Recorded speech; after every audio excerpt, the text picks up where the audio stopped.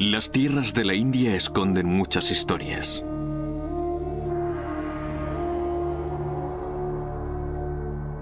Sus zonas rurales están llenas de vestigios de pueblos cuyos orígenes están profundamente enraizados en la antigüedad.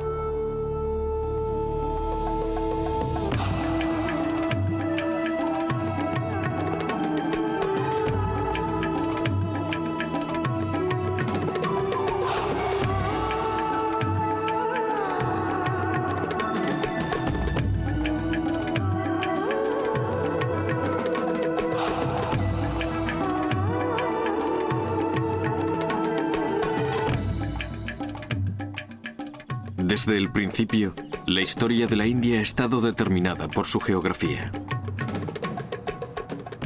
La península india es una enorme masa de tierra con poderosas defensas naturales. Al norte, al este y al oeste se alzan grandes cordilleras. En el centro se sitúa la agreste meseta del Deccan. Al norte, en las fértiles llanuras del Indo y el Ganges, encontramos el corazón de la antigua civilización india. Aquí encontramos las primeras pruebas de la existencia de una nación con miles de años de antigüedad. La civilización india es una de las más antiguas del mundo.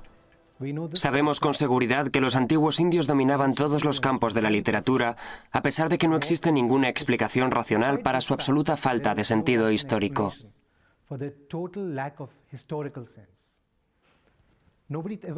Nadie pensaba en dejar algo para la historia. La única información a la que podemos acceder está en libros sagrados que tratan sobre temas religiosos y hacen comentarios sociales sobre su época. El estudio de la India resulta útil e interesante porque nos permite ver cómo las cosas pueden ocurrir de otro modo. Por ejemplo, en el periodo antiguo, en las civilizaciones de la Edad de Bronce, se puede ver un modelo de desarrollo de los estados muy distinto al que apreciamos en Mesopotamia y Egipto. De la India siempre se dice que tiene una asombrosa capacidad para absorber influencias externas y convertirlas en algo genuinamente indio.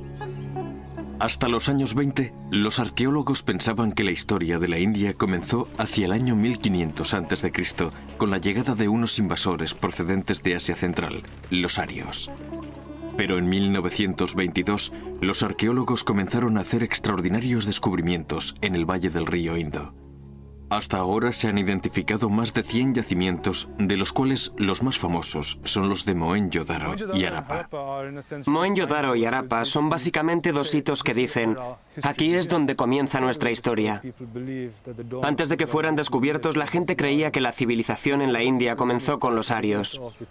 Por supuesto, ese era un punto de partida muy oportuno, porque los arios probablemente procedían de Europa. Para los ingleses y alemanes que realizaban estudios lingüísticos, resultaba alentador sentir una afinidad étnica y lingüística entre esas grandes civilizaciones.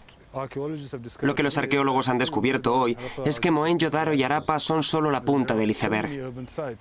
Hay muchos yacimientos urbanos desde Pakistán a la meseta del Deccan.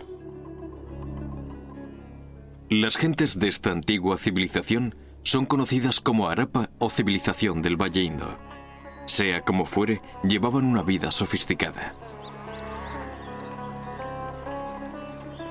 Eran granjeros que criaban ganado, cabras, camellos, cerdos y elefantes. Cultivaban trigo, cebada y algodón. Eran muy hábiles con el metal y en la fabricación de joyas, y sabían comerciar. En el corazón del pueblo de Lothal había un magnífico muelle en el que los buques mercantes cargaban productos del Valle del Indo. Los mercaderes navegaban hasta el mar de Arabia para comerciar con los pueblos de Mesopotamia. Los beneficios debían ser sustanciosos, ya que servían para mantener a 100 ciudades. Precisamente la naturaleza urbana de la vida en el Valle del Indo es la característica más intrigante de este misterioso pueblo.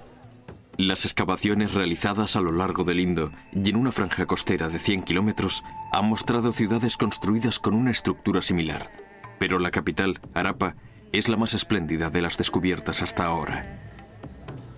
Al oeste de Harappa se levantaba la ciudadela, una zona elevada que albergaba el granero y los baños públicos.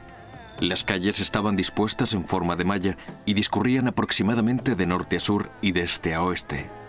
Las tiendas y las casas que bordeaban estas calles estaban construidas en ladrillo, Pero lo que realmente demuestra la sofisticación de la vida en el Indo es su sistema de desagües y alcantarillas. En Harappa, al igual que en otras partes del mundo, el agua no tenía únicamente una importancia ritual. Eso no es una peculiaridad de Harappa. Pero lo más interesante y llamativo es el nivel de sofisticación de su sistema de canalización de agua. Comenzaba en los domicilios particulares y continuaba por estrechos canales construidos en ladrillo. Estos discurrían por los callejones y desembocaban en los canales de tamaño medio de las calles secundarias, que a su vez desembocaban en los grandes canales subterráneos construidos bajo las calles principales. Dichos canales vertían las aguas residuales fuera de los límites de la ciudad, bien en zonas deshabitadas, en un río o en un estuario. Hasta el Imperio Romano no se conocía nada parecido al sistema de desagües de Harappa y Mohenjo-Daro.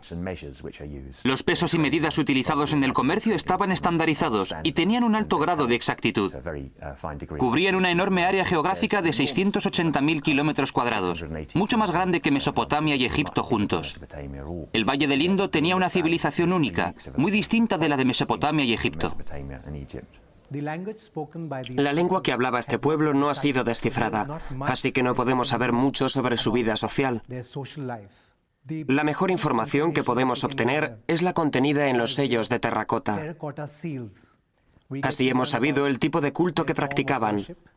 Adoraban a varios dioses y diosas. El lugar más alto en el panteón de los dioses lo ocupaba una diosa a la que llamaban diosa madre. También creían en la importancia de los árboles y por eso los consideraban símbolos sagrados. Creían que los árboles estaban habitados por seres divinos. Hacia el año 2000 a.C. comenzó el declive de las civilizaciones del Valle del Indo. Durante el segundo milenio a.C. llegaron nuevos pueblos al valle, invasores procedentes del norte que ocuparían las fértiles tierras de las llanuras indias, los arios. Eran una tribu de pastores, una raza de guerreros nómadas. Pero no es seguro que los arios fueran los responsables del declive de los pueblos del Valle del Indo. Los detalles sobre sus orígenes están poco claros.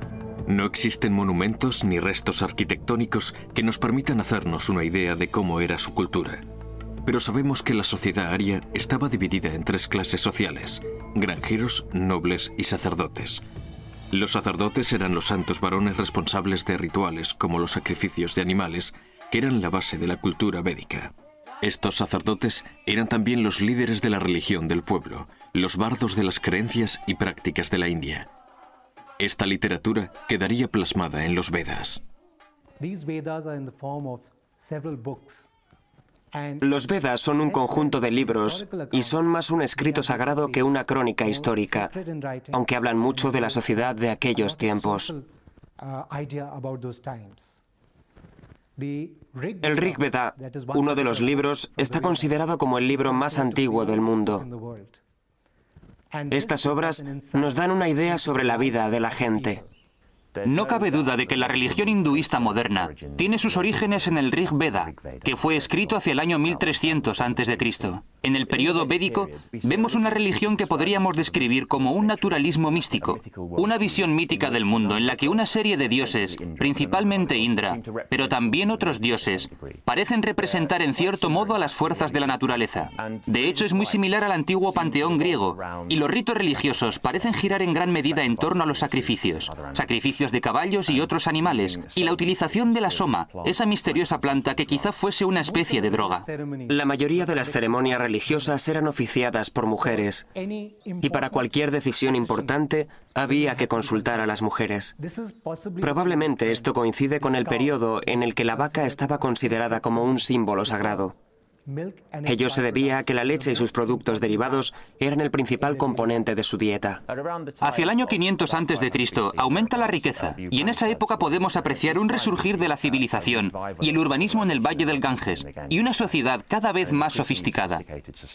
Está claro que hay una preocupación cada vez mayor por la salvación individual, los problemas místicos y míticos, y la diferencia entre el bien y el mal. Eso significa la entrada en algo que podríamos considerar más cercano a la religión actuales, algo más relacionado con los aspectos morales. Uno de los aspectos centrales del hinduismo es que la vida gira en un ciclo infinito. Según el principio del samsara, después de la muerte se produce un renacimiento. Pero la naturaleza de ese renacimiento está determinada por las obras de cada individuo. El camino elegido por una persona durante su vida afecta directamente a su reencarnación. Una persona que vive según el principio del karma puede aspirar a reencarnarse en un ser humano. Sin embargo, quien contradice ese principio se reencarna en una forma de vida muy inferior. Hacia el año 500 a.C. quedaron firmemente establecidos los principios básicos del hinduismo. Estos incluían la división formal de la sociedad en clases o castas. La casta más baja es la de los Sudra, los trabajadores. Luego estaban los Vaisya, agricultores y mercaderes. El siguiente escalón en el sistema de castas estaba formado por los Satriya, guerreros y gobernantes. En la cúspide de la pirámide social estaban los brahmanes, maestros y sacerdotes. A mediados del primer milenio antes de Cristo, la casta más alta también incluía a los reyes, conocidos como rajas. Los brahmanes se encargaron de las ceremonias religiosas celebradas en las casas, que antes eran oficiadas por las mujeres. Hacían que las ceremonias fueran cada vez más rígidas, porque eso les convenía.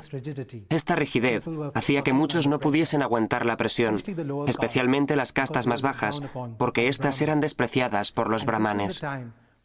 Fue entonces cuando aparecieron los intocables. Empezaron a aparecer nuevas escuelas de pensamiento.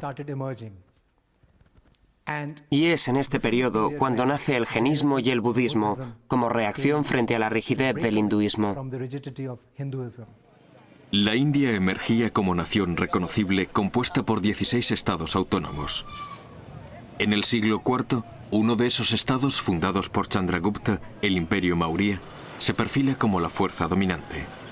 Hacia el año 325 a.C., el nuevo Chandragupta Maurya se convierte en gobernante del estado de Magadha. Muy pronto demostraría ser un excelente guerrero.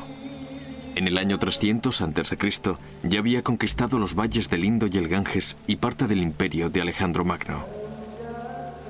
El hijo y el nieto de Chandragupta también se revelaron como grandes líderes militares. En el 262 a.C., el rey Maurya Asoka controlaba casi toda la península de la India. Era un gran imperio, y los Maurya necesitaban mantener un rígido control dentro de sus fronteras. Un observador griego describió cómo un enorme ejército de varios cientos de miles de hombres patrullaba el imperio, y los líderes Maurya no tenían ningún reparo en utilizar dicho ejército. Sin embargo, la época Maurya será más recordada por su riqueza y cultura. La suntuosa vida de la corte imperial sería recordada más tarde por algunas de las mejores imágenes del arte indio. Los joyeros y orfebres estaban muy solicitados.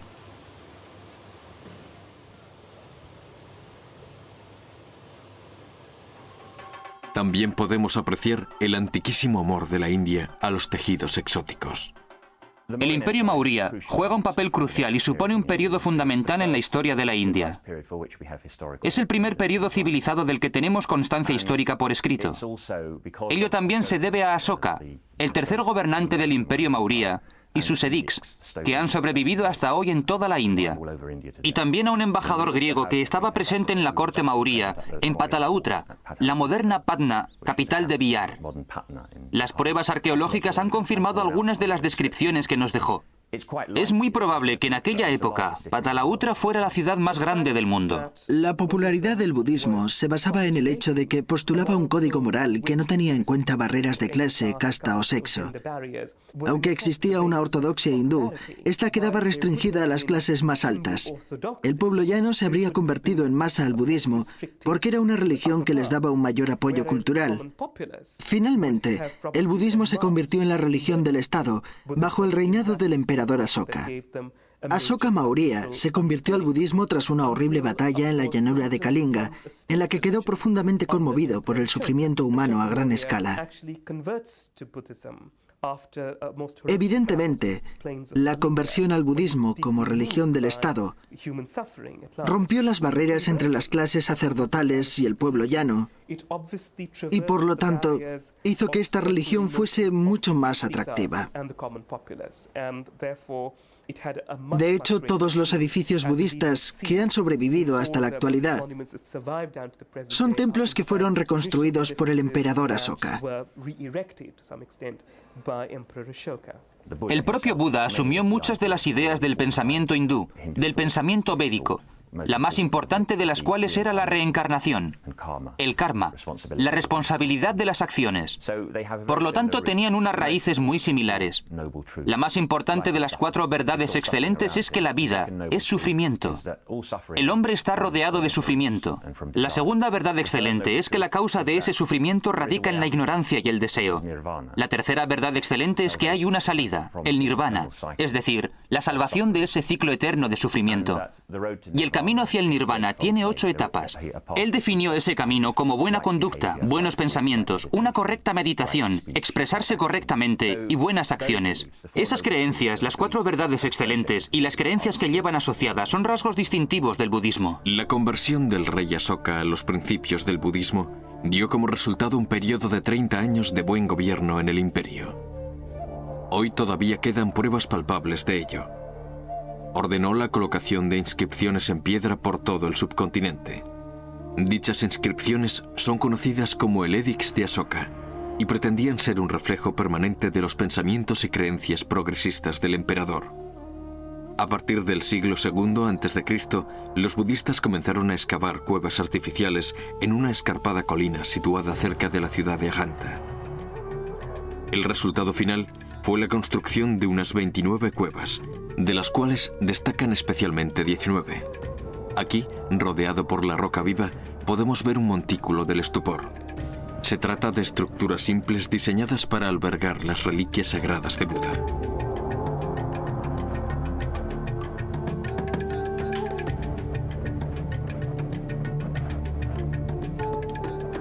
En su interior, una enorme figura de Buda espectacularmente iluminada por la luz natural que penetra a través de una abertura practicada en el techo de la cueva. Es fácil imaginar la reacción de los europeos del siglo XIX cuando descubriesen cuevas como esta. Existen pocas creaciones humanas tan espirituales como esta obra de la fe. Pero la escultura no es la única expresión artística que podemos ver en Ajanta. Entre los años 200 y 650 de nuestra era, las paredes de las cuevas fueron cubiertas con pinturas murales. Unos frescos considerados mayoritariamente como el mayor logro del arte visual de la India. Se trata de unas obras extremadamente importantes por muchas razones. Son los ejemplos de pintura mural más antiguos que se conservan y también son enormemente importantes y valiosos como prueba arqueológica. Otra característica importantísima en cuanto a su mensaje es que ilustran las vidas de Buda antes de convertirse en el propio Buda. Es decir, todos los estados previos por los que pasó antes de la iluminación, antes de convertirse en el Buda iluminado. Nació príncipe y en todos sus estados previos aparece representado con dignidad real. Vemos la imagen de un príncipe luciendo todos los adornos reales y todas las joyas. También vemos cómo se han alargado los lóbulos de sus orejas, evidentemente por el peso de los pendientes reales, pero la representación de los estados previos de Buda se centra en la época en la que todavía es príncipe. Está a punto de alcanzar la iluminación, en un periodo de transición. La época mauría, que inspiró a los pintores de las cuevas de Ajanta, es la primera de las 3 grandes eras de la civilización india. La dinastía no sobrevivió mucho tiempo a la muerte de Asoka en el año 232 a.C. Durante los siglos posteriores, una sucesión de invasores procedentes del norte provocó largos periodos de desunión política. Habrá que esperar hasta el siglo IV después de Cristo para asistir al nacimiento de una nueva y poderosa dinastía. Se trata de los Gupta, una estirpe de monarcas que también procedían del estado de Magadha y cuyo primer gran líder también se llamaba Chandragupta. Bajo los reinados de Chandragupta I y sus sucesores, la India volvió a convertirse en una enorme nación unificada. Durante 150 años, los Gupta gobernaron una India próspera y en paz. Pero el legado más duradero de la dinastía Gupta fue el desarrollo de un nuevo sistema de numeración decimal. La era Gupta también fue un periodo muy importante para la religión de la India. Durante el periodo situado entre las dinastías Maurya y Gupta, se había producido un declive constante en la práctica del hinduismo. Durante este periodo de desunión, el budismo demostró tener un mayor dinamismo. Pero en la época de los Gupta, el hinduismo se recuperó y absorbió muchas de las características de la fe rival. Finalmente, el budismo acabó convertido en poco más que una religión marginal en la India. Hasta la fecha, ha sido la compleja fe hinduista la que ha dominado la vida espiritual del pueblo indio. Durante el resurgimiento del hinduismo en los siglos IV y V después de Cristo, podemos ver cómo los brahmanes llevan a cabo una contrarreforma en un intento por recuperar creyentes y recuperar el control de la sociedad. Y también vemos cómo algunos elementos del budismo pasan al hinduismo. Se ha dicho que la forma de los templos hindúes está inspirada en el budismo. Pero también existen importantes diferencias. En los últimos años, el budismo había adoptado una postura más proclive al pueblo llano, intentando quizá atraer a las gentes sencillas de los pueblos, interesadas en devociones personales y que adoraban a distintas deidades. Era como si las dos religiones estuviesen compitiendo por el mismo electorado. Competían por el mismo voto. Ambas intentaban ofrecer dioses e ídolos a los que la gente pudiese reconocer, comprender y adorar. La antigua India es un periodo muy complejo. Coexisten el hinduismo, el budismo y probablemente también muchos cultos centrados en la naturaleza. Visdra se vuelve mucho más importante. En un primer periodo es un dios mucho más sumiso, mientras que posteriormente tiende a ser mucho más importante. De hecho, es quien protege al mundo en el hinduismo. Brahma también tiende a ser mucho más importante. Y Rudra, que más adelante será conocido como Shiva el Destructor. Por lo tanto, aparece un triángulo esencial con un creador, un protector y un destructor como elemento central del hinduismo. Y su panteón se irá desarrollando en los siglos posteriores, sobreviviendo hasta la actualidad. La dinastía Gupta se desmoronó definitivamente a finales del siglo V, nuevamente como consecuencia de las invasiones procedentes del norte. En este caso, se trataba de los hunos blancos, una raza que dominaría la India durante un breve periodo, pero cuyo legado duraría siglos. A finales del siglo VI, muchos de los descendientes de los invasores se habían integrado totalmente en la sociedad india. Eran los Rajputs, familias de guerreros que habían establecido pequeños asentamientos en el norte y el centro de la India. Los Rajputs se integraron en la forma de vida de la India, y los templos que construyeron siguen siendo los monumentos hindúes más importantes. Estos templos de la región de Madhya Pradesh fueron construidos por un líder Rajput del siglo X, un príncipe de la familia Chardela. Se trata de un gigantesco complejo de edificios religiosos dedicados al dios hindú Vishnu. El descomunal templo de Lakshmana es el elemento dominante del complejo, y su diseño está inspirado en un pico sagrado del Himalaya. Pero son las esculturas exteriores del templo las que lo convierten en un edificio especial. Las tallas son altamente eróticas y no dejan ningún margen a la imaginación. Sin embargo, se cree que estas explícitas representaciones del amor físico fueron inspiradas por una profunda espiritualidad. Existen muchas teorías sobre el tema, aunque ninguna de ellas consigue explicarlo completamente. Está relacionado claramente con la noción de los buenos presagios, la noción de la procreación y la noción de la longevidad. En el caso del templo de Lakshmana, se trata de un gran edificio que rinde homenaje a un nuevo tipo de relación. Declara la independencia del nuevo régimen. También se considera una interpretación de los textos religiosos que hablan sobre la unidad del hombre con el Supremo, la fusión del alma humana con la noción infinita de la divinidad. Pero esta noción de fusión aparece representada en términos eróticos muy explícitos. Además, existe toda una serie de textos de la región que hablan de las 16 formas de mujer y su papel en cualquier tipo de actividad religiosa. Estos templos parecen reflejar e ilustrar fielmente dichos textos.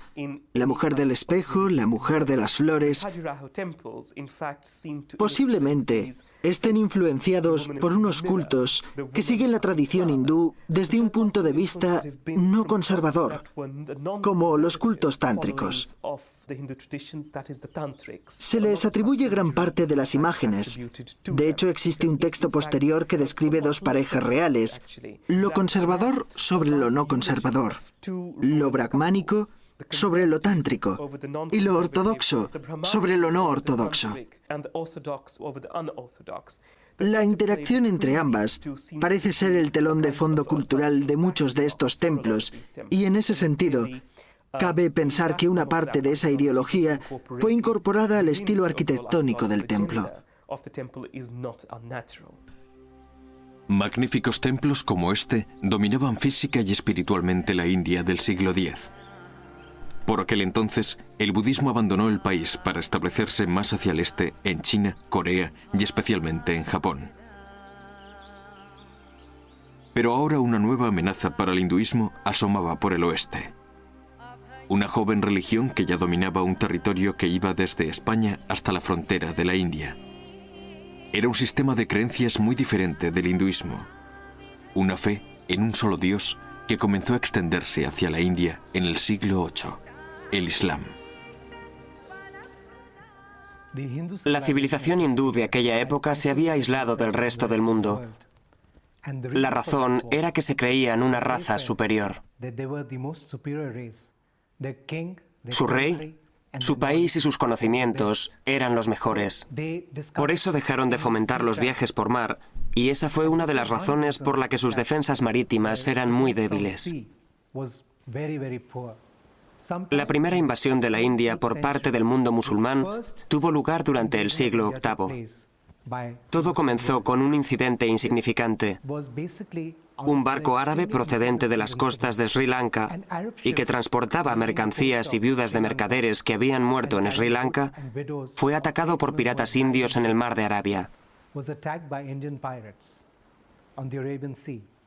El gobernador de Irak envió una carta de protesta al que por aquel entonces era el gobernador de Sindh para que le entregase las mercancías y las mujeres.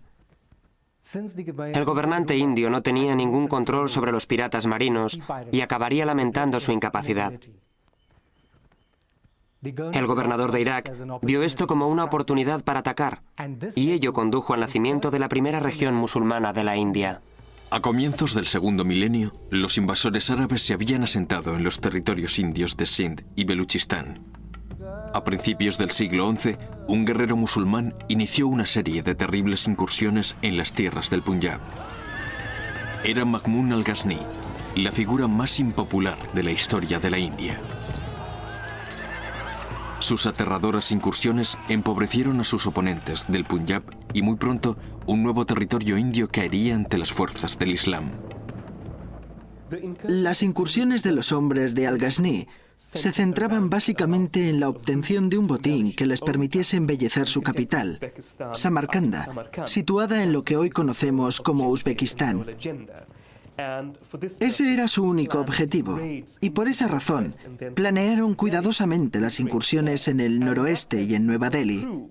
En ese sentido, no demostró ser una amenaza para el Estado Islámico autóctono y los otros estados que ya existían. Los musulmanes que vivían aquí siempre fueron muy diferentes.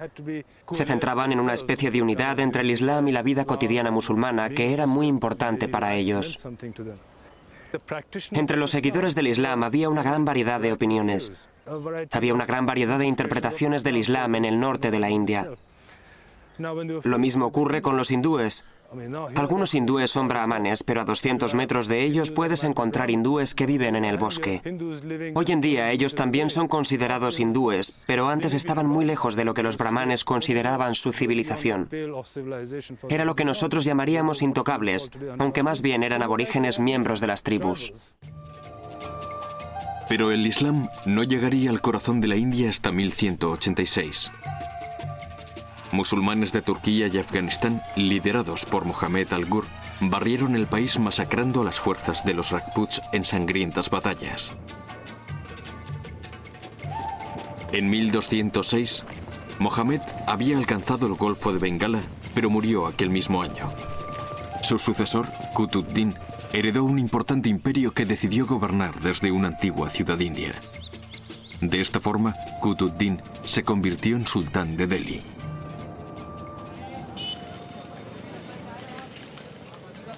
En muchos aspectos, la ciudad de Delhi resume toda la historia de la India. Es una mezcla de lo antiguo y lo moderno.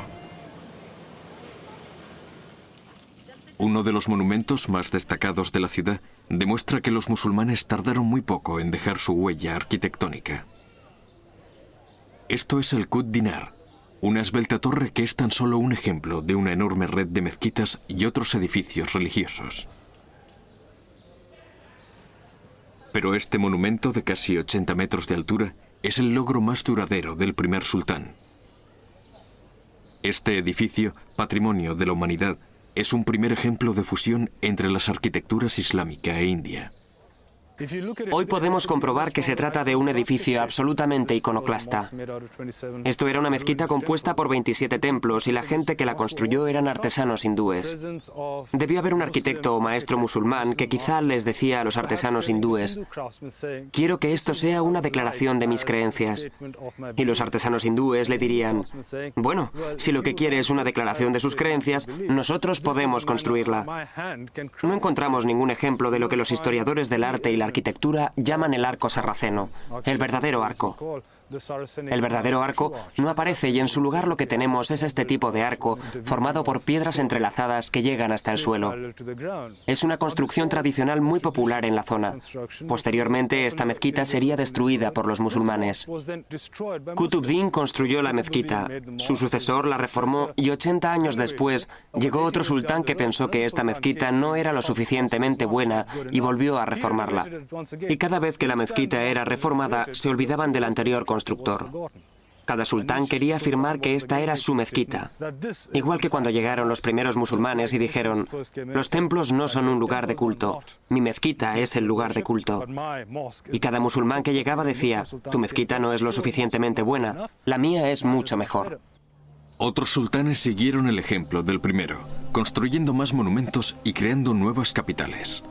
Cada uno intentaba dejar su huella. A comienzos del siglo XIV, el sultán ud-Din Tughlaq decidió trasladar su capital desde Delhi a un nuevo lugar al que daría su nombre, Tughlaqabad, un recinto de poco más de 1 kilómetro cuadrado rodeado de murallas que alcanzaban los 30 metros de altura. En la Edad Media hubo momentos de estabilidad en los que convivía el Rajá hindú y el Malik, el gobernador musulmán. La teórica superioridad tecnológica o militar de uno de ellos no era desafiada por los otros, sino que en principio la aceptaban.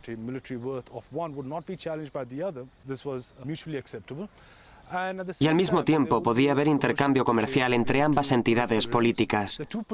Dichas entidades eran autónomas en la medida de lo posible y colaboraban en campañas militares. No se guardaban rencor.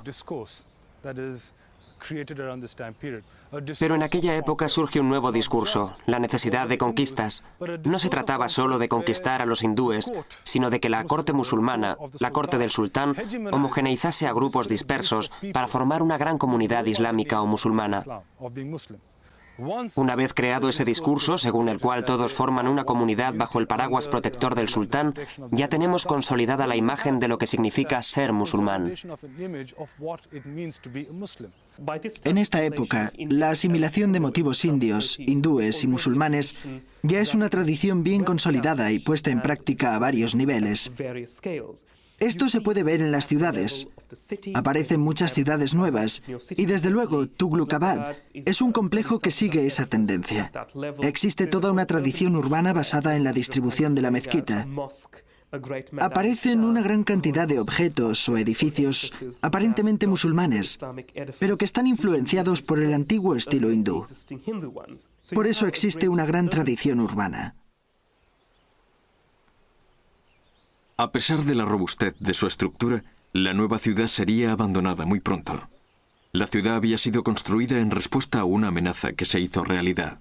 La amenaza procedía de una nación guerrera asiática que ya había conquistado una gran zona del planeta, y ahora intentaba expandirse hacia el corazón de la India, los mongoles. A finales del siglo XIV, los mongoles llegaron a la India dispuestos a arrasar el país. Liderados por Tamerlán el Grande, los mongoles llegaron desde el Punjab y saquearon la ciudad de Delhi. 100.000 personas pudieron haber sido masacradas durante el ataque.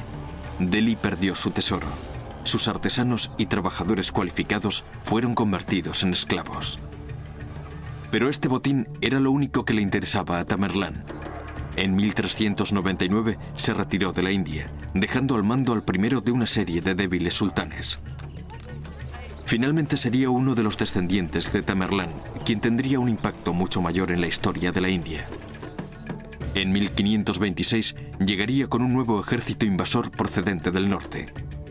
A pesar de ser turco, este líder militar afirmaba tener un vínculo sanguíneo directo con los líderes mongoles Tamerlán y Gengis Khan. Se llamaba Babur. Su parentesco con los mongoles daría nombre a la dinastía que fundó, la tercera gran dinastía que gobernó la India, los mogoles. Los mogoles eran musulmanes, aunque al principio no eran nada fanáticos. Simplemente daba la casualidad de que eran musulmanes y no intentaban imponer su religión a la población. De hecho, intentaron integrarse lo más posible. Las esposas del gran emperador mogol Akbar eran hijas de jefes hindúes y sus hijos fueron musulmanes, pero su idea era integrarse con la población existente. Será a partir del emperador Aurangzeb a finales del siglo XVII cuando empecemos a encontrar una menor tolerancia hacia las otras religiones de la India. El problema del imperio mogol fue que nunca consiguió unificar a toda la India y siempre había guerras por culpa de las fronteras. El otro problema de los mogoles era que cuando moría un emperador, estallaba una guerra de sucesión y generalmente el hijo más poderoso era el que finalmente conseguía el poder e intentaba establecer su autoridad. Creo que los mogoles resumen la grandeza de la India. Lo extraño es que una dinastía islámica gobernase en la India, un país mayoritariamente hindú. Pero una de las características de la India es que no es un país sencillo.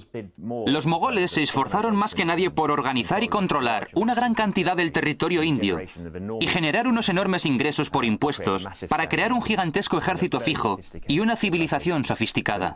El propio Akbar, el tercer emperador, puso en marcha gigantescas reformas fiscales y agrarias para asegurarse de que su estado era capaz de recaudar impuestos y utilizar ese dinero para convertir a su imperio en lo que finalmente fue. El Gran Mogol era conocido en la Inglaterra isabelina y en toda Europa, y era ampliamente respetado, ya que probablemente era el gobernante más rico del planeta. El imperio mogol duró hasta 1857.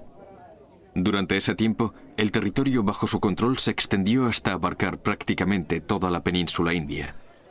Los gobernantes mogoles, como el gran Akbar, no solo eran brillantes caudillos militares, sino también sabios y generosos mandatarios, al igual que los Maurya y los Gupta de la antigüedad.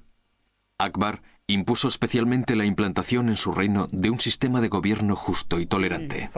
Los agricultores de la India respondían muy rápidamente a la demanda exterior de productos, especialmente del algodón.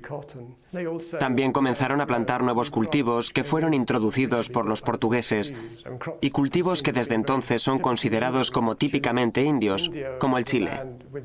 La India era un país con una gigantesca población de artesanos, especialmente tejedores, a los que uno podía encontrar por todas partes en las ciudades portuarias, fabricando telas de algodón y otros productos textiles como sedas.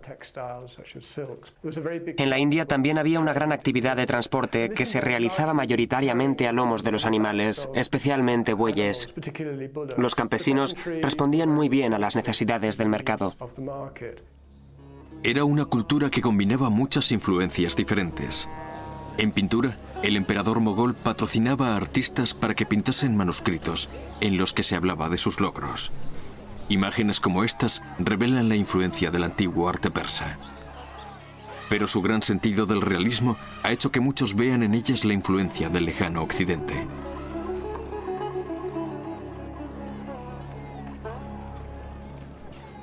Estas vibrantes pinturas no solo glorifican las hazañas de los mogoles, sino que también sirven para ilustrar la literatura épica hindú que floreció bajo su mandato.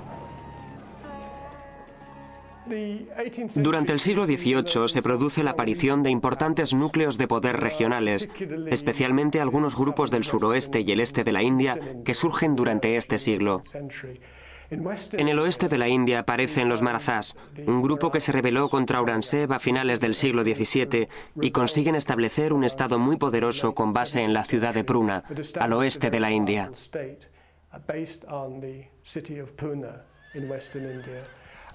A lo largo del siglo XVIII se expandieron por una amplia zona de la India y pudieron haber sustituido a los mogoles como principal grupo gobernante de la India. Los británicos empezaron a establecer realmente su dominio a mediados del siglo XVIII. Al principio, la presencia británica se limitaba a unas pocas ciudades portuarias. Sin embargo, a lo largo del siglo XVIII consiguieron ir extendiendo gradualmente su poder. Primero en el sur de la India, alrededor de Madrás, y luego en la década de 1750 controlaron Bengala, lo que tuvo una importancia crucial. A lo largo del siglo XVIII se produce una expansión gradual. Los británicos se aliaban con ciertos gobernantes para luchar contra otros. A menudo, una vez que habían conseguido derrotar a su principal enemigo, firmaban una alianza o tratado con ese gobernante. Es un largo proceso que durará casi 100 años. El Imperio mogol también vivió una fusión cultural en el campo de la música. El denominado estilo mogol data del reinado del emperador Aurangzeb. Se dice que al emperador no le gustaba la música y por eso sus propios músicos decidieron dejar de trabajar para él. El estilo musulmán se fusionó entonces con la música popular hindú que se interpretaba fuera de la corte. El estilo híbrido resultante sigue siendo interpretado y apreciado hoy en día. La música contemporánea del norte de la India nos recuerda constantemente la fusión de las tradiciones india e islámica que se produjo bajo el Imperio mogol. Esta fértil mezcla de lo antiguo y lo nuevo también dio asombrosos resultados en el campo de la arquitectura. ¿Y qué mejor ejemplo que la ciudad de Agra? Fue aquí donde el emperador mogol Shah Jahan ordenó la construcción de una fabulosa tumba en recuerdo de su esposa, que murió a la temprana edad de 39 años. Se llamaba Mumtaz Mahal, y el monumento construido por su marido fue uno de los edificios más espectaculares jamás vistos. Hoy continúa siéndolo. Es una brillante combinación de las tradiciones hindú e islámica de la India, el Taj Mahal. Se trata del monumento más convincente dedicado al poder del amor romántico. Se dice que el Shah Jahan y su amada esposa nunca se separaron durante sus 18 años de matrimonio. Cuando murió Mumtaz, su marido quedó consumido por el dolor, pero pronto decidiría que el cuerpo de su esposa descansaría en una fabulosa tumba. 22 años más tarde, en 1648, el Taj Mahal fue terminado. En su construcción trabajaron 20.000 hombres. El Taj Mahal es una muestra más palpable de los logros de los mogoles en la India. El concepto que da lugar al edificio tiene una evolución muy interesante en el sur de Asia. Es un monumento al amor. Está maravillosamente expresado. Posee todos los elementos de los jardines paradisíacos asiáticos, a la cabeza de los cuales figura este magnífico edificio. A medida que penetramos en el monumento desde la zona exterior, construida en arenisca roja, vemos la gran puerta y las dos mezquitas que hay a cada lado, al este y al oeste del edificio. Y finalmente, por supuesto, la perla, el edificio propiamente dicho. La magnífica base sobre la que se asienta, la gran cámara de la cúpula y los 4 minaretes de las esquinas, que en circunstancias normales habrían sido bastiones. Están adheridos al cinturón que rodea el edificio, pero en este caso tienen autonomía propia, lo cual resulta arquitectónicamente muy interesante. Desgraciadamente, el Shah Jahan debería pagar un precio por esta demostración eterna de amor. Se dice que la construcción del Taj Mahal costó 32 millones de rupias y también se dice que fue un precio demasiado alto incluso para un rey mogol. Según la leyenda, el derroche del Shah Jahan provocó su derrocamiento por parte de su hijo Aurangzeb. El nuevo rey encarceló a su padre en el Fuerte Rojo de Agra, situado a 1 milla al oeste del Taj Mahal. El Shah Jahan pasó los últimos años de su vida confinado en el fuerte. Su único consuelo era que desde la ventana de su celda se veía el monumento que sigue siendo el mayor recordatorio de su reinado y su amor. Todo el mundo reacciona ante ese edificio por su suprema elegancia, su fantástico color, la atmósfera que lo rodea y el equilibrio de sus proporciones.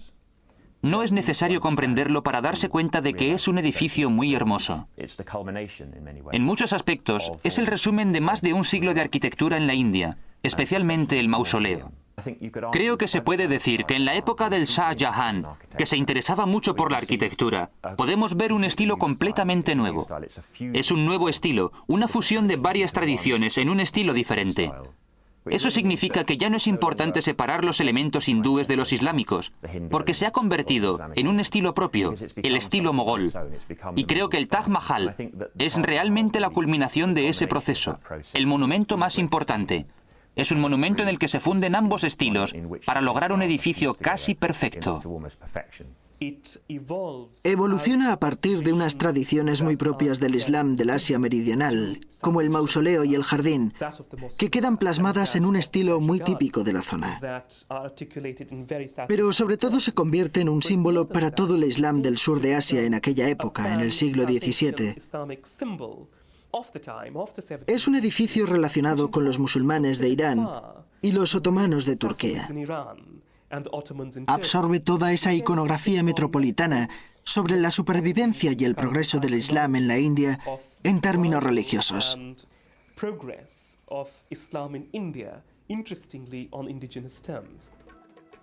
El Taj Mahal ha sobrevivido no solo a su creador, sino a la dinastía de los mogoles, que comenzó su declive 100 años después.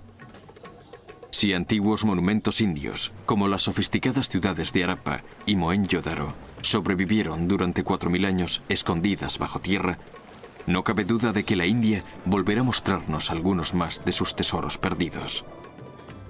Cada uno con una historia que contar.